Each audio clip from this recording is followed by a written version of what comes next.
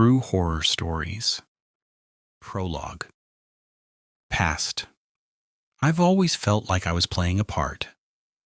Since my earliest years, I was just a mediocre actor in a family drama, playing the role of the son or the brother.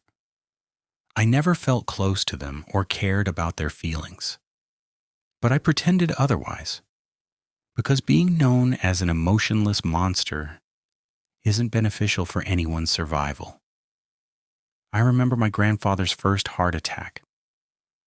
While my family was in shell shock and weeping, I was only trying to shed tears to fit in. I liked him, but the prospect of his death didn't make me sad, just disappointed. To me, losing a loved one was just a disappointing experience, like losing an object of interest. After realizing that finding love or bonding was a fruitless endeavor for someone like me, I decided to focus on my own likes and dislikes. To maximize my own happiness, I should do things that I like and cut out all the things I dislike. I kept my relationships just alive enough to be a safety net for hardships, but distant enough to avoid providing emotional support. It's a cruel charade, but it allowed me to live my life the way I wanted. I became an engineer, a field where my lack of social skills went unnoticed, allowing me to spend my days alone at a desk, friendless and free from the grind of classes like physical chemistry and linear algebra. I suddenly found myself with way too much time on my hands. I finally understood why even the most introverted people search for any kind of social interactions. Humans are social animals. We are made to be with others, and although I have my defects, biologically speaking, I'm still the same as everyone else. I was now stuck with a new problem. How do I get my social fix without letting actual people into my life? A roommate or partner was out, but a dog? They're easy. They aren't pure or innocent, as many would say. They're predators that happily rip other animals apart. We love them, not for their innocence, but their affection. You can be an obnoxious, total piece of shit, and a dog will still shower you with the kind of affection people won't. I got Toby, a chestnut brown poodle from a backyard breeder. To anyone else, he would have been a nightmare. He was never fully potty trained. He refused to eat unless his food came from my frying pan, and his separation anxiety was severe. He would tear the apartment apart and cry for hours if I left him. When I tried leaving him with my mother, his anxiety turned into a panic-induced aggression.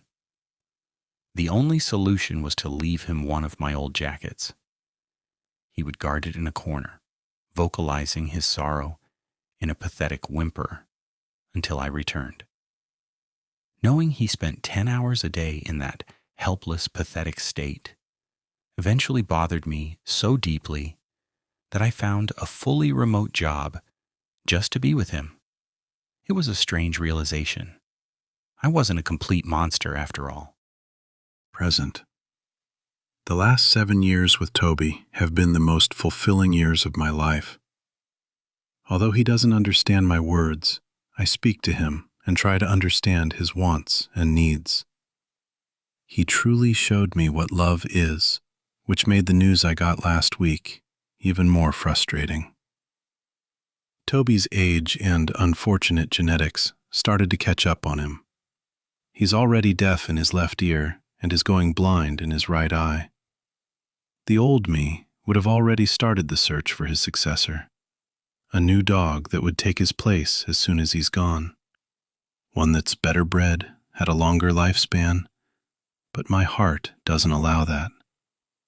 Toby hates other dogs, and I know for a fact that no other dog could replace him. He's special to me not because he's loyal, but because he's my only true friend.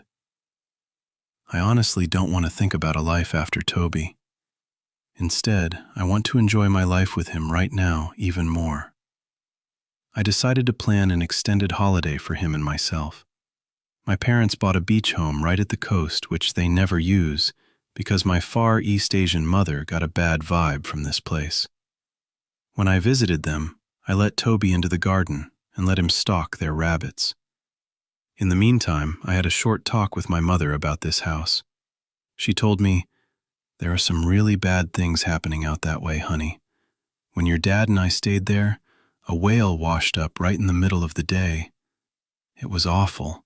There were huge chunks of blubber just missing, like something had been taking bites out of its belly and back.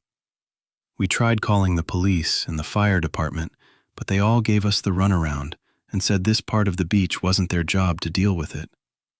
Honestly, we were so spooked we just packed up and left right then." "So there are sharks in the water?" I asked. "I don't know. The entire place felt off. Even your dad felt uneasy. He was the one who suggested leaving the place early." This was quite the thing to hear from my mother. My dad has always been your run-of-the-mill, obnoxious atheist. He never believed in the esoteric and normally just humored my mother's spiritual beliefs. "I want to stay with Toby there. He's never been to the beach before. Do you think that's a bad idea?" I asked while watching him from the window digging at the flower bed.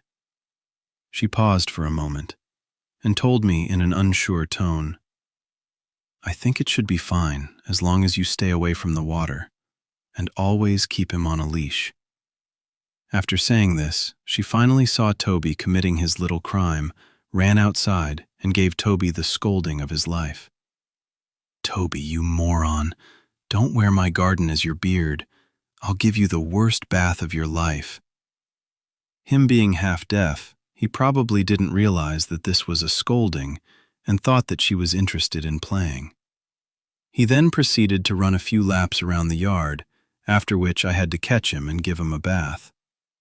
I was quite happy with the outcome of this visit. I secured us a holiday home for free, and it was always fun seeing Toby enjoy himself. Mother's story obviously concerned me, but a beached whale in itself isn't anything to be afraid of. And this is where the story ends. If you still want to watch part 2, don't forget to subscribe and click the notification bell so you can always be updated with new videos.